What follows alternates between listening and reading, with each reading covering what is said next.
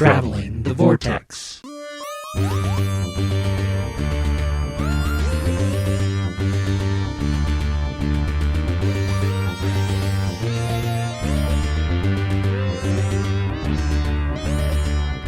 We've joined the Doctor as he travels the Vortex, and I hope you have your Goritanian underwear on. It's episode 433. I'm Keith. I'm Sean. I'm Glenn. How are you guys? Are you well protected? I'm sitting here in my Goritanian underwear. You will be safe then. That's all I've got on is my Goritanian. Well, you guys can see. It's quite distracting. A little bit awkward, but... Of all of the times that we've said, I wish you listeners at home could see this. A thong. They're thongers. You haven't seen the backside. I've been sitting. I'm glad. I'm going to sneak out of here before you stand up. What'd you guys do this week? Watch anything? We finished Good Omens. Well, we haven't even gone past the first episode. I still have yet to finish the book. I've only got I'm done with the book. I've got 75 pages left. I still don't own the book. And I still haven't started the series. How was it? It was good. I enjoyed it a lot. Sarah liked it a lot too. I understand that David Tennant's podcast, he just had Michael Sheen on. Yeah, he did. That was a great episode. It was good. There's a really great story about, how Michael Sheen got involved with Good Omens, and a fantastic story of the first time he ever met Neil Gaiman, because he was a big fan of him to begin with, and then got to meet him and become friends with him. We also watched How to Train Your Dragon, The Hidden World, which I really liked. I thought it was a good end to the series. Very satisfying. Yeah, it was. I'm good with how they ended it. Highly recommend. Good. Glad you enjoyed that one. Anything else? That's all we did. Did you watch anything, Sean? We went and saw Dark Phoenix. Oh, is that the train wreck that everyone says it is? Yeah, pretty much. I mean, it's better than X3. Oh, it's better than Last Stand. Okay. It's definitely better than X3. But admittedly, that's a really low bar to jump over. I liked Apocalypse better than this one. Oh. But honestly, I think Phantom's kind of too hard on Apocalypse. Are they just cursed with doing the Phoenix story? So. Is that what's happening? It's kind of sort of entertaining if you go into it really not expecting much. But don't expect it to fit into the established timeline, that's for sure. And then finally went out and caught Aladdin. I didn't hate it. I hate to admit that I went into it with this preconceived notion that I was going to not like it, but I kind of went into it with this preconceived notion that I wasn't going to like it because it's not my Aladdin. And unlike the Beauty and the Beast remake, where I can't say remake, the live action, where it was kind of shot for shot a remake of Beauty and the Beast.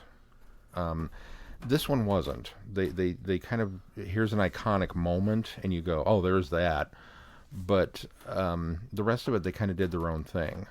And I chalk that up to Guy Ritchie. I think he definitely has maybe a better eye for things of that nature. But, Will Smith was entertaining. I thought Aladdin, they kind of beefed up Jasmine's role a little bit and gave her some stuff to do, which was cool. And, I thought I wasn't going to like Jafar, but he turned out to be pretty cool. A couple little changes here and there that I didn't like, but overall, it was okay. What'd you do, Glenn?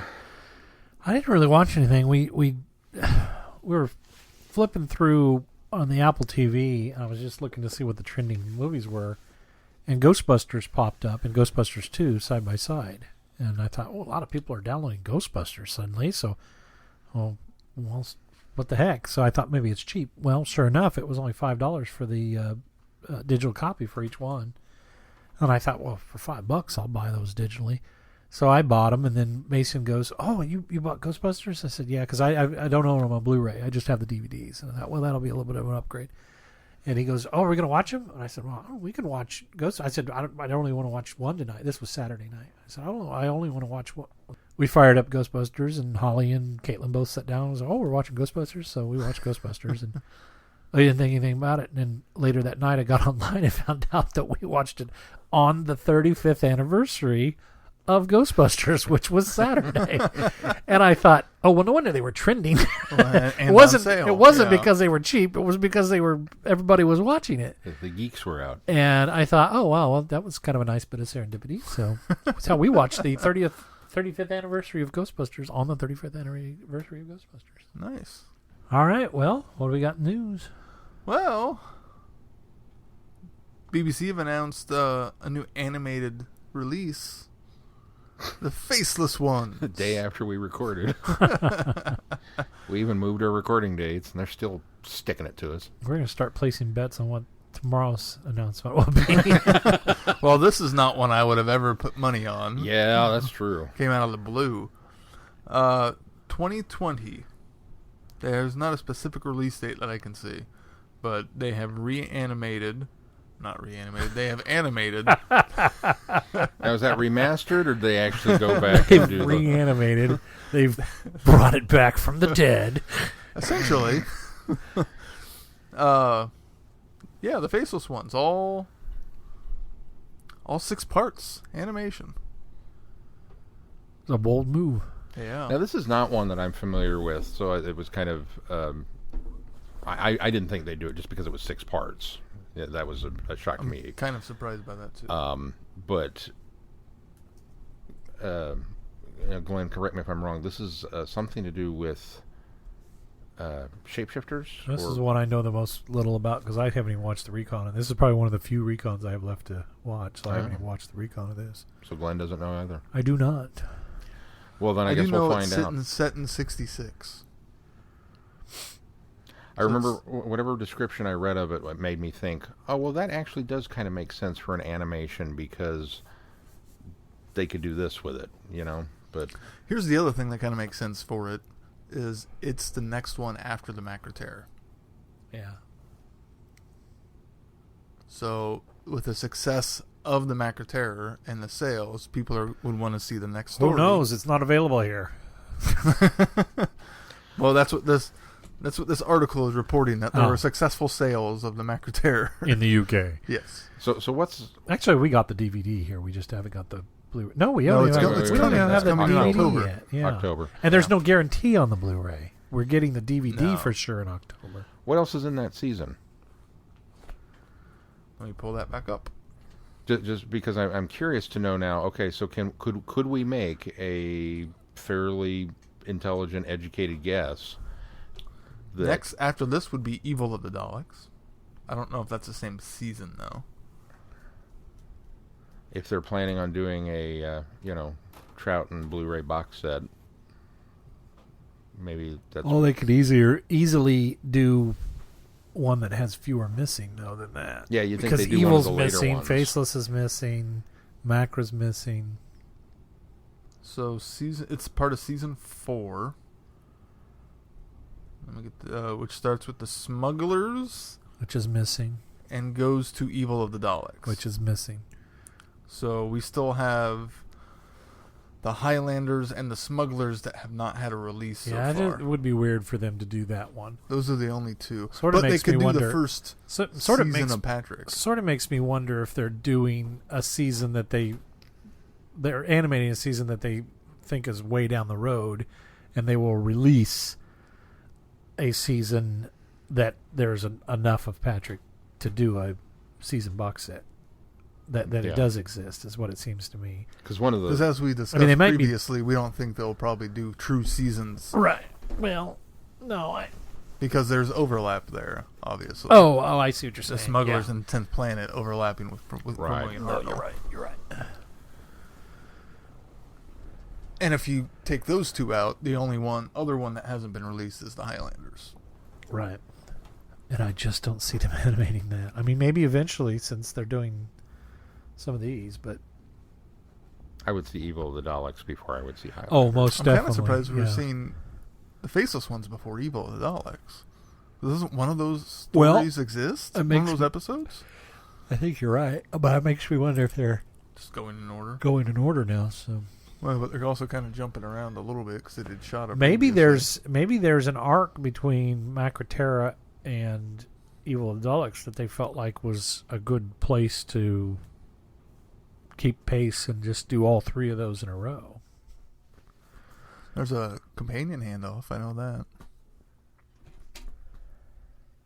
Yeah. I don't know. I'm excited. More Trouton. Yeah.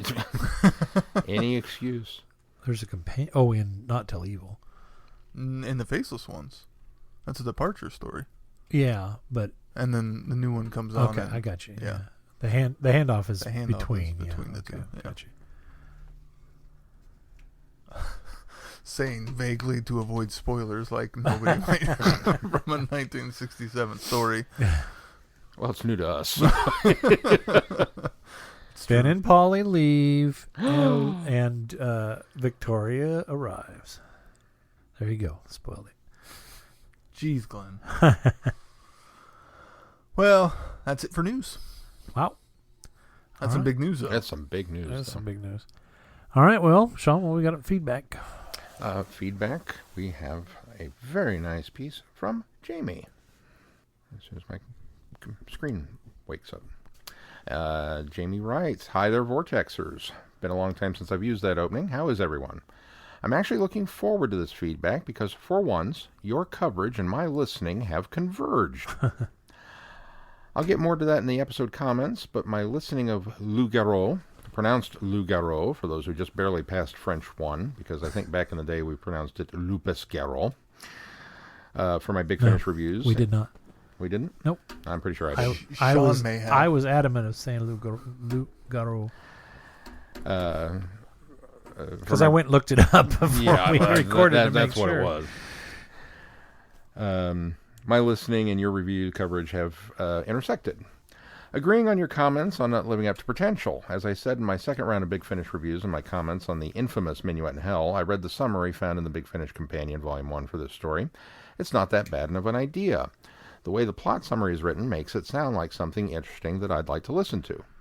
And yet, actually listening to it, I struggle to get into it. Episode 106, The Awakening and Loup-Garou.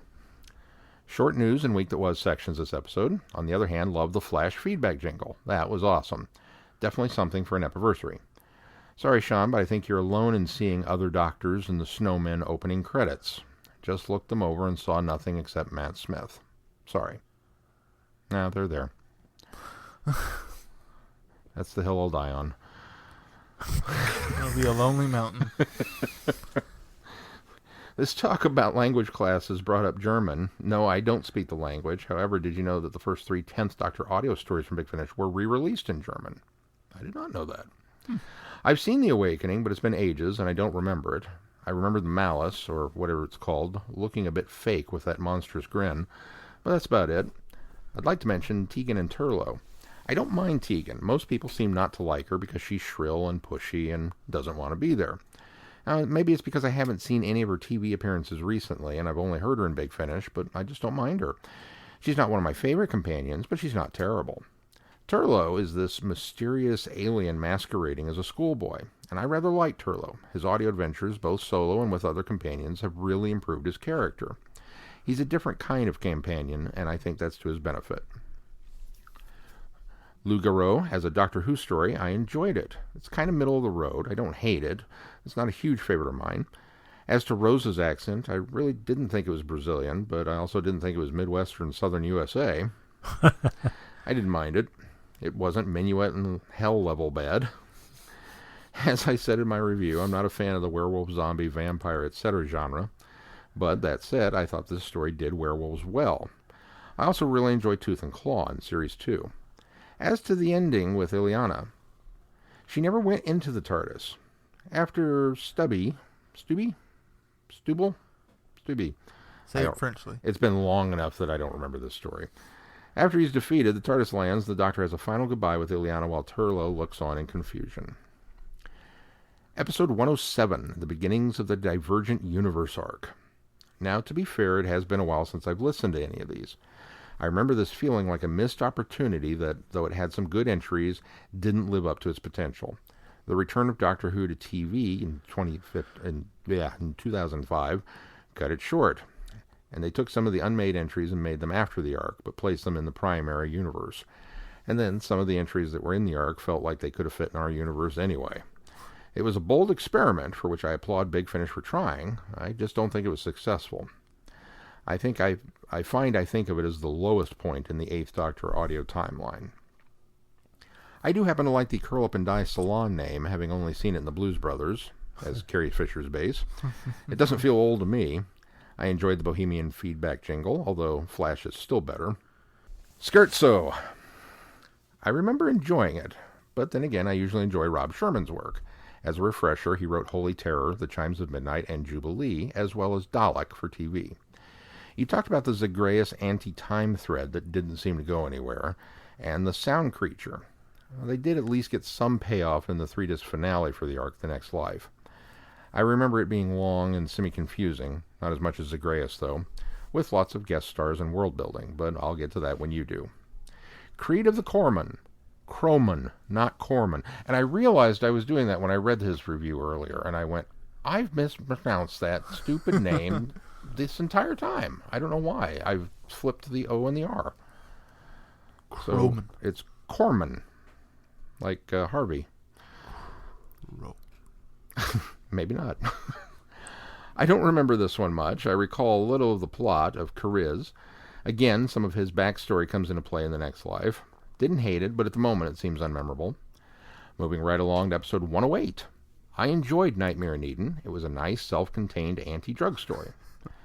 So Doctor Who has done anti-taxes, anti-drugs, anti-Thatcher, anti-capitalism. What's next, I wonder? It did antimatter, too.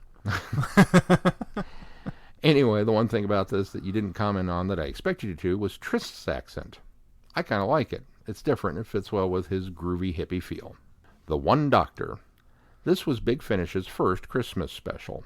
I remember it being good, but not any of the details. Matt Lucas, Nardole in Series 10, was in this as a Jellyoid and the Cylinder voice. Moving on to episode 109. I'm just not a fan of 3D movies. I don't see the appeal. I also rarely see films in theaters unless it's something I really want to see and or I'm going with friends. It's just way cheaper to wait a couple of months and get it for free from my local library. As for the Hobbit trilogy, I didn't really think it needed 3 films. The elf-dwarf love triangle wasn't necessary, and I don't remember Thorin dying in the book. I do enjoy Lord of the Rings, though. So Happiness Patrol. I remember enjoying it a lot. Didn't care much for the look of the Candyman, who apparently can't return to televised Who.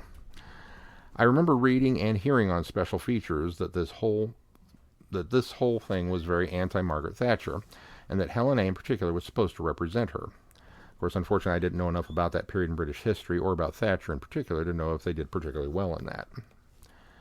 And finally, Colditz. I rather like this one. It's a good story. David Tennant shines as Kurtz. And then there's Klein, played by Tracy Childs, who is the mom in Fire of Pompeii. She's a mysterious, cunning, intelligent person. While Kurtz is just the brute of a villain, Klein is the mastermind. All in all, a good set of episodes, enjoying your show and slowly plowing through. Keep up the good work, Jamie. Thank you, Jamie. Thank you, Jamie. All right. Well, if people want to contact us with their feedback, Sean, how do they do that? They can send it to... this is my normal bag. they can mail it. They can send it via email. They can call us. We have a Google number, don't we? Not anymore. No, you just go to our website and click the Send Us Feedback tab, and it will connect you, and you can send us that way, or feedback at travelingthevortex.com, and we will happily read it out on the show. Keith, while they're on our website, how do they give us money? Well, there's a nice little link called Patreon, and you can click there and choose to give us however much or how frequently you want to donate to us. There's also a link to our Spreadshirt shop, where you can buy Traveling the Vortex merch, and all that money comes directly back to us. All right. Well, another friend of the show might say we have lots of wonderful things. All right. Well, why don't we move on to our review? Time Reaver. Calibris, the spaceport planet where anything goes, where anyone who doesn't want to be found can be lost, and where everything has its price. Where betentacled gangster Gully holds sway at the smuggler's tavern, vagabonds reach. The alien Vicentians are trying to impose some order on the chaos. Soon the Doctor and Donna discover why. An illegal weapon is loose on the streets. A weapon that destroys lives, slowly and agonizingly. The Time Reaver. Yeah, give it a bum. I liked it. I enjoyed it. Once I had it in the right sequence, it was enjoyable. All right, what's next? No, I'm just kidding. Keith, you start out this week. Well, I think this story feels very much in line with the 10th Doctor's fourth season with Donna. It feels like it could easily slip in there. It kind of has almost a gridlock type. I can imagine it looking very similar to Gridlock. And the idea of these weapons that slow down time, for the person, I think is a rather cool idea. And the fact that they've cropped up and have been outlawed and cropped up and been outlawed, and the idea of these Vicentians that, there's a scientist and things get kind of misguided, and he's just trying to prolong the life of their civilization and make it so they all can go away together. I thought it was nice. I thought the girl and Donna had a nice relationship together, a nice friendship, and the Doctor was his frantic, normal 10th Doctor self. It's a good bait and switch story there too, because you don't know that the what's the name of the doomed civilization? The Vicentians? Yeah, the Vicentians. They've come to this planet in order to. Well, the Doctor doesn't know why, and he keeps questioning why are they here? Why why are they? They're bureaucratic, idiots. They don't really. They really aren't law enforcement why they're here, and so to find out why they're here, I thought was pretty cool. You come across her who's missing, and she's ended up inadvertently giving this gun to the bad guy, and he wants more of them, and they paint her path a certain way, and you kind of think that she's somebody else, and then you find out, oh no, she was actually there to sell the guns because she was trying to unload them and get rid of them so that they wouldn't use them. It had all those nice little turns as it went. I think it gives Donna a lot to do. I really like her character in this one. This one feels like this one and the next one feel like stories very much tailored to her and her season, how her character was portrayed, and I think that comes across really well. I like that she, really becomes take charge there at the end because she realizes she's been given interesting enough, when the guy gives the Doctor full reign to investigate and gives him the special sheet of paper, she's the one that takes it. Yeah. And so I thought it was very cool that she's the one that comes back and they can't do anything without an order from, the head up. Well, they can because I have this piece of paper, and I thought that was kind of a clever little switch there at the end. I didn't expect. I had forgotten that they both had that authority. So there were a lot of surprises. It's not a complicated story by any means, but they do a really good job of bringing up these little new surprises that you don't expect each turn, all the way down to the fact of the Doctor absorbing all the Time Reaper energy in order so that no one gets these guns. Just continues to fire at himself, and the scientists who developed the technology sacrificing himself with the Time Reaver bomb. Yep. Yeah. It was just lots of little twists and turns that I didn't see coming, so I really appreciated that. I concur. There's I thought there were some very, very nifty ideas present, from the idea of a race wanting to prolong its last moments, which sounds romantic, but I kind of kept going back to the death of Krypton and thinking, no, that does not sound like a fun thing I'd want to relive. You want to put the city of Kandor in a bottle? No. Not that either. But and then the daughter's naivety about, I thought people used them for, weddings. Really? Yeah, the naivete. How do you say it? Naivete of the girl? Nativity. I don't know. I always put one too many syllables in that one. So those were kind of cool ideas. But then I also turn around and question, okay, so this whole race is very regimented and paperwork and strict about their order and their procedures and this has got to be done this way. That doesn't necessarily sound like a race to me that's going to sit and enjoy the last sunset and want to draw it out. That sounds to me like a race that's going to, up till the end. They're policing the beaches and going, you're not allowed to sit here and watch the sunset unless you have, this is a no sunset watching zone. Do you have the proper form to, it just seemed like those were two different ideas. They weren't romantic enough to necessarily want that, even in the face of the end of their civilization. Well, I sort of wonder if you can explain that away to perhaps there's no need for that kind of thing on their planet, but now that they've come to this, wretched hive of scum and villainy, they have to perform as police officers, which they don't normally do, and that's why they are very bumbling when they go about that approach.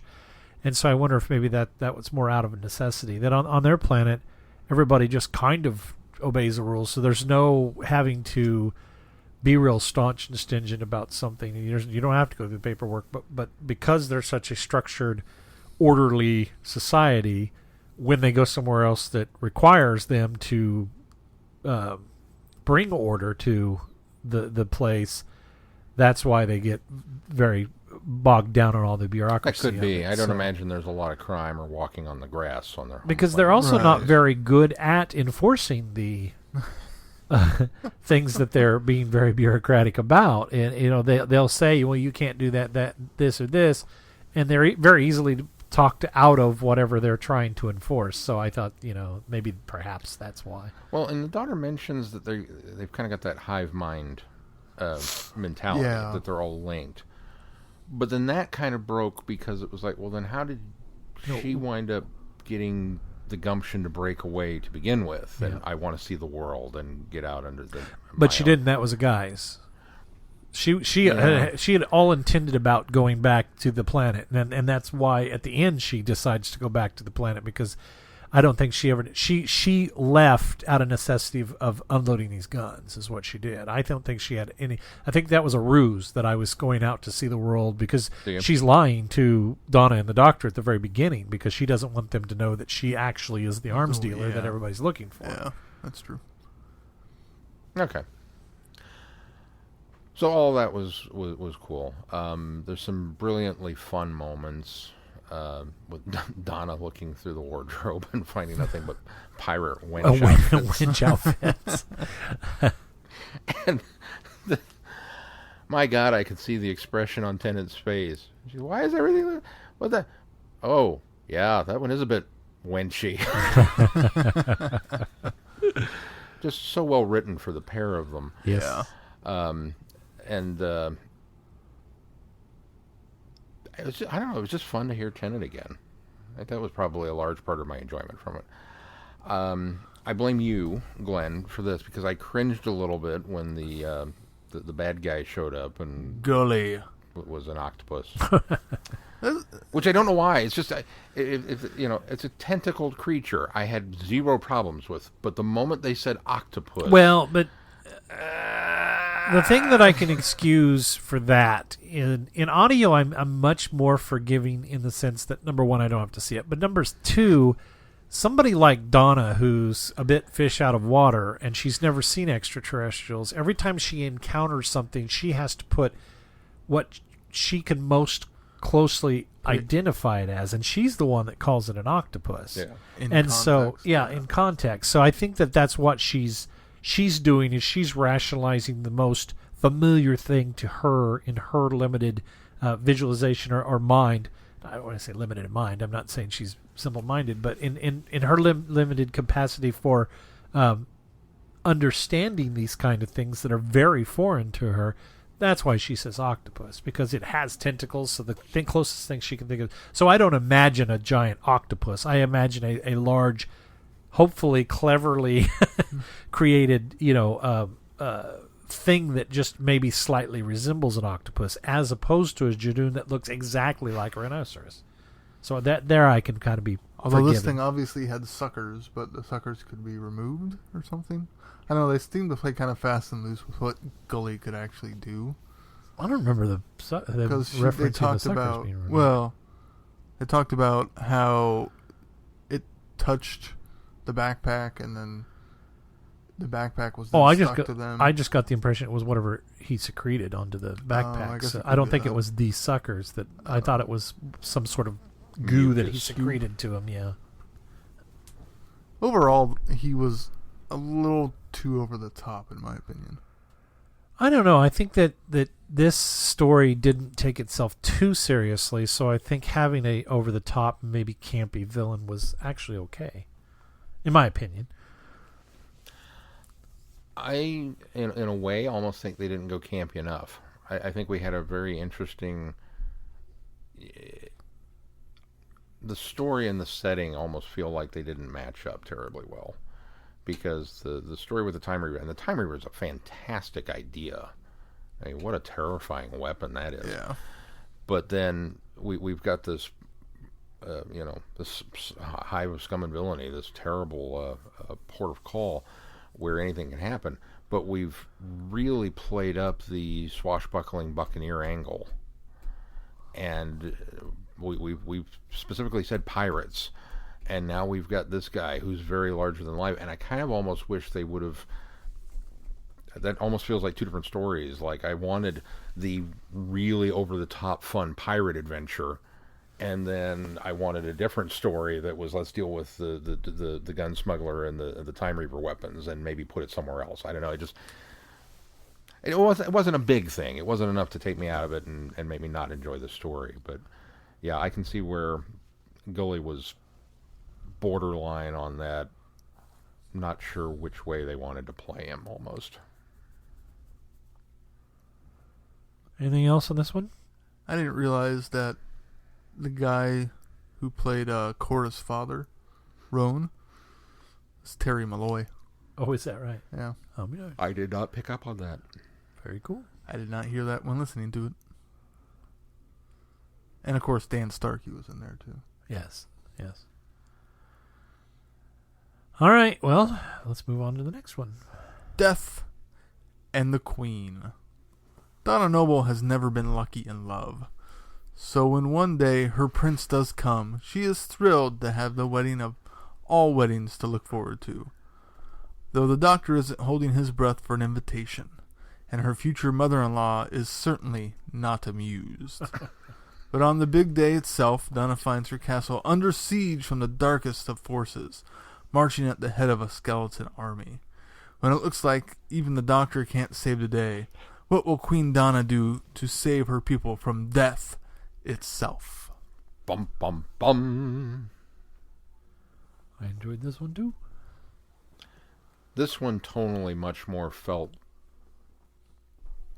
more in line with that farcical kind of, we've got a fairy tale setting, and so we're going to give you the more absurd story to go along with it, up to and including death actually showing up. Which leads me to my only complaint about this story is the fact that I felt like in a box set of 3, this should have been the middle story, and the Time Reaver should have been the last story, because it felt a little more grand and epic, just in scope of maybe harkening back to Russell T. Davis' kind of grandeur when he does, in stories. This one was a little too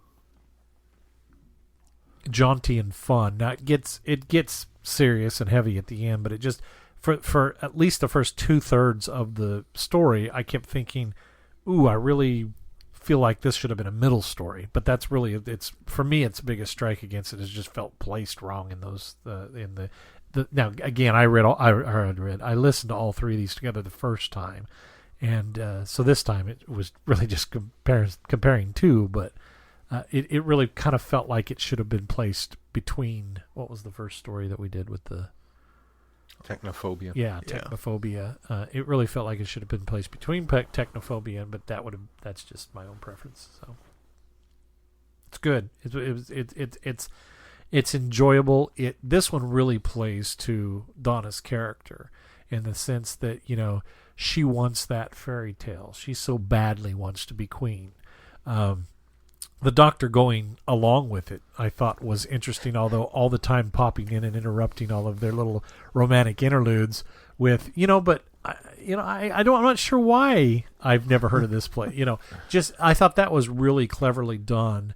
Especially starting it out with her already being set to be queen, and then kind of recapping where they had come from up to there. I thought that was really liked how they did that. Really, really well done.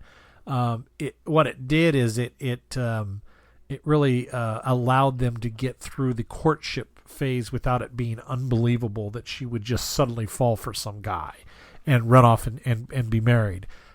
It really kind of made it feel like some time had passed without having to pass that time in the story. And so I thought that was clever. It also gave you that great stinger before the credits. Yeah. Yes, very, very, very much so. Talk about over-the-top characters, though. I really thought Rudolph was quite a little more sniveling than I probably expected the character should be. It was right for the part, especially having the mother that he did, but ultimately he's very, and I know why they did this. He's very much charming and endearing and likable in the beginning, and then his character degrades, but I think we just suddenly start to see his true stripes. Yeah. But I felt like when we're starting to see the true stripes, he got a little bit too sniveling, a little too much, whiny and mother, that kind of stuff. And he went so far in the sniveling that when he actually starts to grow a backbone, it almost seems unbelievable. Exactly. And I think what makes it hard to believe is if he's really the character that he eventually is portrayed as, how did he pull off being so charming at the beginning when he's courting her? So that unfortunately that made it a little less believable. So I think that he still could have been very, kowtowed to mom, but didn't have to be as, whiny and mom, that kind of, just that was maybe a little too much. But again, very little I can find wrong with this, because I really, really enjoyed this story, all the way up to the fact that Death shows up for this bargain. Now, they kind of play fast and loose with it, that it's not really Death, but they don't go so far because the Doctor is a little bit wrong on his theory of what's going on here. That's one of the things I like the most about this, is how wrong the Doctor is throughout the entire thing. Frequently throughout. Pretty much the entire time he's wrong. Every time he comes to a conclusion, it's always wrong. Right. I mean, wrong. The sniveling, I think, bothered me less than what felt abrupt turn when he threatens Donna with the, okay, well, if you don't want to get married, then I'll kill all these people. And, really kind of holds her hostage with that. But then later is like, I'm very sorry about that. Yeah, but what? The only thing that that was the one line that I was like, I can handle the sniveling, but that one was... But listening to it, I think I could be a little forgiving, because when he's saying, Donna, I'm sorry, he's not apologizing for how he treated her. He's apologizing for what's coming. Because then later, when it's disclosed that she's Death's bride, he says it in the same way, Donna, I am sorry. Right. I think that's what... And it didn't come across to me the first time I listened to it, but the second time, knowing what was coming, I sort of noticed it this time. So I think maybe that's why it seems very abrupt, from putting his foot down and being a bit devious to apologizing to her, at the next turn. So, because if they had stayed with that, if he had made that declaration and then stayed evil through the end of the story, I'd have been fine with that, because it would have shown that everything at the beginning was part of the ruse. But to be charming and then be evil and then be sniveling was kind of like... I also don't get the impression that he was being evil. He was being... Actually, I think that it was more of an empty threat. Not an empty threat, but I think it was a unintended threat. I don't think he would have sent more people to their death, but I think he used that as leverage so that Donna would... So that Donna would kind of, cower away from her being her assertive self, and I think it was a ploy. I really don't think he would have sent that many more people to their death. Yes, he does send a lot of people to their death in defending and he is very callous about it because a king sometimes has to make those decisions, and that's what these people are for, is to protect the kingdom. But I think that putting it in such a way, I don't think he would have. Ultimately, he wouldn't have sacrificed all of those men, but I think he had to put on airs that he would, so that Donna would basically back down off of it. So I get, I've kind of got a little bit of having listened to it again and seen maybe some things I didn't catch the first time. Maybe I'm being a little defensive of it. No. It's not like I am particularly defensive of some of the Eighth Doctor audios. But I certainly don't think he or the Queen both, despite the steps they took, I would never qualify them as being evil. I think they made really stupid decisions, but I think ultimately it was to protect the kingdom and to bring peace for the 500 years. That they just feel like they didn't feel like they had another choice. So I don't think I'd go as far as say that they were evil, but they certainly did some bad things. Don't get me wrong. I can excuse a lot of the difference between, the courting and then once they're at the castle, or at least when we meet up with him, because I imagine most of the courting happened away from Mom. And it did. Yeah. And so he didn't need to worry about, he could put on all the airs he wants because he didn't have to answer to Mom while he's away. But then once he got to the castle, I think that's when the sniveling aspect showed up, and we just didn't really see him until after we had already heard about all the courting. So then we don't see that transition of we showed up, oh hi Mommy, I'm home. Well, that's a good point. Yeah, I hadn't thought of that. It's easier to put on airs when you're not around your smothering mother. So exactly. Yeah. Okay. Anything else on this one? I think we have to talk about the army of maids. And Hortensia. Yes. What a fantastic character she was. Yes. It was just Hortense, wasn't it? Hortense, yeah. Yeah. That was, well, and that was the other thing is I thought it was a bit over the top and corny, but I was okay with it. The fact that Donna had, they just sat in this room and embroider all the time. So I'm going to give them something else to do. So she's teaching them Joan Collins. Was it Jackie Collins?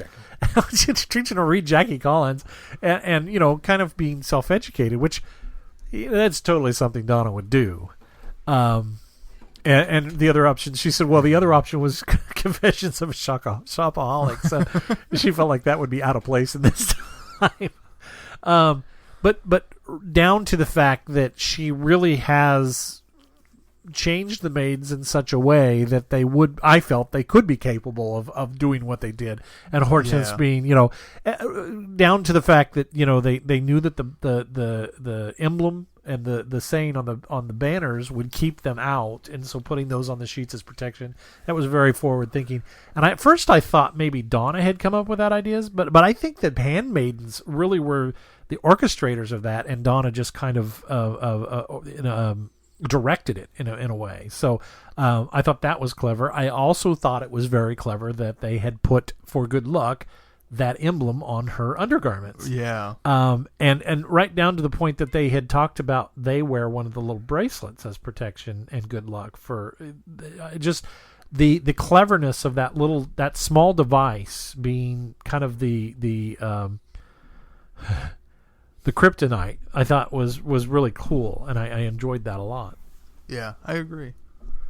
One other small little complaint I had with it, and I didn't want it beat over my head, but I kept forgetting that this wasn't like just set in modern times. I had except for his constant reminders of this is 17 something, I just could not get it into my head that this was modern. This was a historical setting. Yeah. I think it's most of the the way the characters were written so modernly that I just could not get it through my head. I had it in my head through the entire thing that it was an alien culture. That we were... It was still fairy tale and still castle and feudal kind of... But we were, we were on another planet. Android Zatara. Yeah, that kind of thing. And, even though the doctor kept saying 1700, 17, it's like, why does he... Oh, because this is supposed to be a period piece. Okay. But then, the cloud shows up, and in my mind, it's... this big alien cloud in the sky, Flash Gordon-looking thing. No, it's not. It's just a cloud. And then he name drops Napoleon at the end. I thought it was a big Flash Gordon-looking cloud. I mean, it was death arriving on the door, so I thought it was. I imagine in my mind, the entire sky was red and boiling. Well, I think it was. I think that was the impression I got. That certainly was alien. That certainly was the alien element of this story, even though it's set in the 1700s. This deal they had made was with this whatever group civilization that was portraying death in a way, although again they kind of backed off on that and left it a bit ambiguous that they were still talking about death, although I know this wasn't actually death because the doctor said he'd never met death, and I think it was just playing into the fact that, well, I really haven't met death, because he could have easily walked up and said, well, I've met death before, and you're not death, because he has met death as the seventh doctor. So, sorry, I know I'm canonizing Virgin New Adventures. That would have been a great bit. I kind of had hoped they would have dropped at least a bit of a line there, but they didn't. I've met death, and you, sir, are no death. I wanted him to walk up and say, you're not death. She's much more attractive, or she's much more something, because death in the books is a female, or at least portrayed as a female. So, anyway. But no, another instance of a tailor-made companion that is not. Very, very, very sad that Hortense. And they went to great extent. Well, he was auditioning her there on the spot too. He was very heavily auditioning. Although I think he also was. I think he genuinely felt like Donna was ready to leave and was going to stay behind and marry her prince. And he seemed, while he does heartfelt. It gets a little heartfelt at the end that he will miss her and is selfish about her leaving. He the whole time really kind of gives the airs of he's prepared himself for this. He is ready for her to decide to stay there and be a queen, and live her fairy tale life. I'm conflicted in my feelings on the Doctor in this, because while I enjoyed him being wrong a lot, it was a little frustrating that he was so one step behind everything the whole way. Yeah, well, not just that, but he was so self-centered and so egotistical. Not just in the everything's wrong, but he went to Donna on her wedding day and did this whole spiel, and she's trying to tell him something, and he's not listening, and he's just so self-involved the entire story, where he really shouldn't have been for his supposed best friend.